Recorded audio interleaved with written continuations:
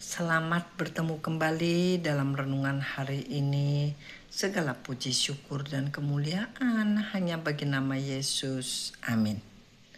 Kita baca bersama ayat-ayat di bawah ini dan arti-artinya. Dari 2 Korintus 5 ayat 10.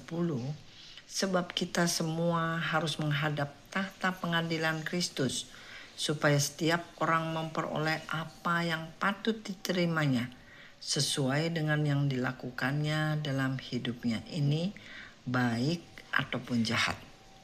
Saudara, tahta pengadilan ini dalam bahasa aslinya disebut bema, yang artinya podium atau panggung atau stage atau platform, yang biasanya adalah tempat orang dipanggil untuk menerima hadiah atas prestasinya. Jadi bema atau stage ini adalah tempat dari nama kita dipanggil untuk menerima hadiah atau tanda penghargaan atas apa yang telah kita lakukan di bumi. Tentu saja kalau tidak mencapai prestasi apa-apa, kita juga tidak menerima hadiah apa-apa. Tetapi stage ini bukan untuk menerima hukuman atas apa yang kita lakukan. Tertulis di Alkitab tentang stage yang lain, yaitu tahta putih, diambil dari Wahyu 20 ayat 11 dan 12. Lalu aku melihat suatu tahta putih yang besar dan Dia yang duduk di atasnya. Dari hadapannya lenyaplah bumi dan langit dan tidak ditemukan lagi tempatnya. Dan aku melihat orang-orang mati besar dan kecil berdiri di atas tahta itu, lalu dibuka semua kitab. Dan dibuka juga sebuah kitab yang lain, yaitu kitab kehidupan.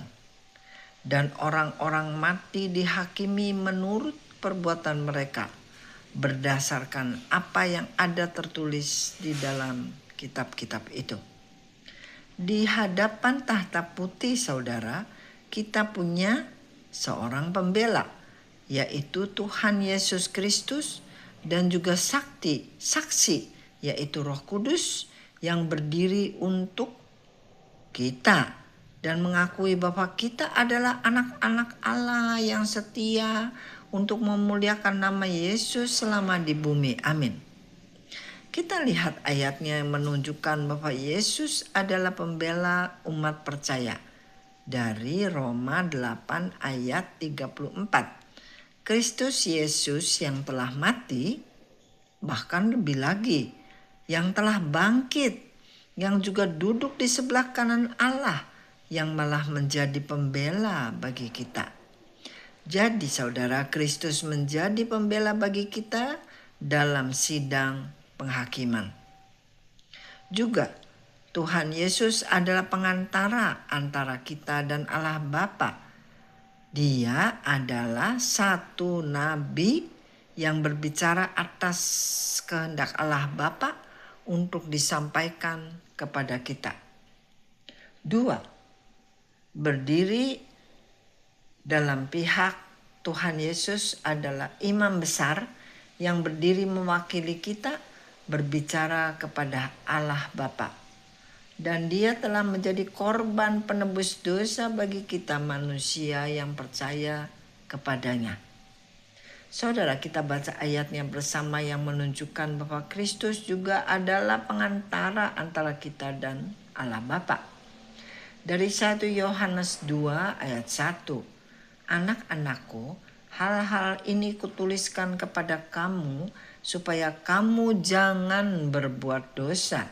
Namun jika seorang berbuat dosa, kita mempunyai seorang pengantara pada Bapa, yaitu Yesus Kristus yang adil. Juga diambil dari 1 Timotius 2 ayat 5, karena Allah itu Esa pula Dia yang menjadi pengantara antara Allah dan manusia, yaitu manusia Kristus Yesus. Saudara, demikianlah Dengan kedudukan Yesus yang menjadi nabi dan imam besar untuk kita, maka benar-benar kita sudah mempunyai pengantara yang menjadi jaminan kita waktu diadili di hadapan tahta putih.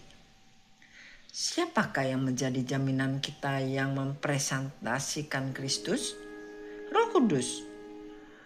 Ucapan rasa syukur kita juga kepada Roh Kudus yang sudah menjadi jaminan atas kita untuk menjadi milik Allah. Ayatnya di mana?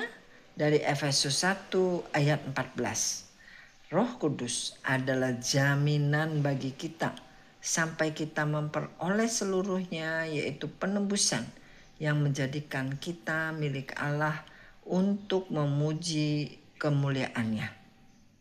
Terima kasih kepada Roh Kudus yang telah menjadi jaminan kita bahwa segala dosa, kesalahan, dan pelanggaran kita sudah ditebus oleh Kristus. Sekian renungan hari ini. Biarlah segala kemuliaan hanya untuk nama Yesus. Amin.